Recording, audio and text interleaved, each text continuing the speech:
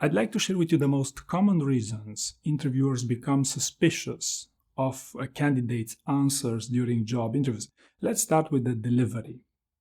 The first scenario is when a candidate relies too much on their notes to present their answers. So in other words, if you watch your notes all the time, you cannot speak in full sentences without taking a look at your notes, your interviewer might become suspicious on whether you are who you say you are. In my experience role-playing this with my clients, this often boils down to a lack of role play, a lack of practice, because what happens is if you have a story and you keep it as notes and you do not practice it enough, you cannot memorize, you don't have a great flow to that specific answer, and that's why you would need those notes. Another fix would be, to some candidates, those cheat sheets might represent more of a distraction than help during job interviews. So if you have no problem remembering your stories, then you might as well not use those cheat sheets at all, or at least use only the cheat sheets for the names of your stories.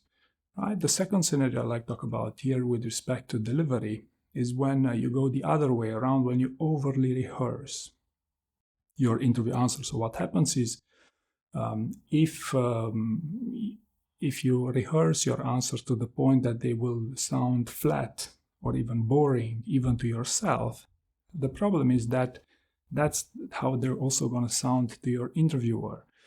So my recommendation with you would be to find the right balance between, hey, what do you think? It's build that critical thinking to be able to self-assess when your answers are good enough for delivery during a job interview, because truth be said, yes, there is also this a problem of overly rehearsed interview answers.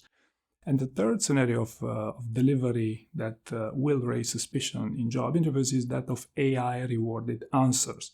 And without diving deep into much detail here, a test that I would recommend if you are in this category would be to role-play your AI-rewarded answers before your job interview and see how they sound. If you're happy with how they sound, then go ahead and use them in your job interview. The second part of this, where interviewers become suspicious of one's interview answers, relates to the substance, to the content in your answers. And the three most common reasons for which someone would become suspicious, first is surface level understanding. Okay, so for example, let's say you get asked, tell me about the conflict with your manager. And you would answer something online, say, you know what, we have a disagreement over a deadline. I came up with a solid plan to ensure that I would convince my manager that my plan was right. I communicated it efficiently and my boss agreed. Right now, what was the plan? How many milestones? Could you dive deeper into details as to what were the objectives? What were the risks in that plan, right? So what I'm pitching to you here is that whenever you're presenting an interview answer, you must present it with enough detail, with sufficient detail to convey that you are a subject matter expert in whatever idea you want to transmit. And a fix here, an easy fix if you want, would be to use follow-up and challenge questions. The STAR worksheets, try to answer as many of those follow-up and challenge questions within your initial interview answers. Try to provide meat to your answer so you can avoid these suspicions.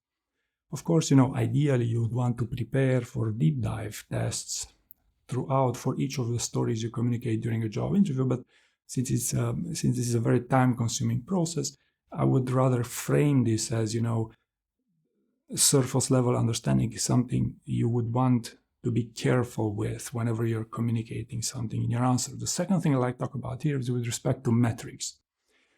There is this misconception, for instance, that if you want to sell yourself as a data-driven candidate, you must use as many metrics as possible. In other words, the more metrics you use, the more data-driven candidate you will be. In my experience, this can seriously backfire. And what I would highly encourage you especially if the traditional advice is that you must use metrics in your answers. My advice would be to try to be skeptical, try to use a bit of critical thinking and eliminate any metric that might not be the key point in your answer, any metric you may have not owned in the specific answer, and anything that might raise suspicion around this, because it's another trending topic in job interviews, that interviewers try to deep-proof any metrics and try to deep-proof your expertise through your metrics and whether you're bluffing or not. And the third reason for suspicion when it comes to the substance of your interview answers is when they sound flat. Now, I also said when you deliver your answers, they might become flat because they're overly rehearsed, but there's also another reason why they might sound flat. That is because you took them from elsewhere. In other words, you copied someone else's answer, such as a framework, You copied their framework and you did not add sufficient meat to make that interesting. In my experience, real-life situations will always contain a healthy amount of drama in them, something peculiar, something that reflects your personality as a candidate. So my advice to you, if you see a great answer, don't just copy it, but rather try to correlate it with a specific scenario from your own experience, and try to communicate that your experience, which would be the baseline scenario, in a way that would be communicated that with that answer you like. Right? So I hope you found this useful, and thank you very much for watching.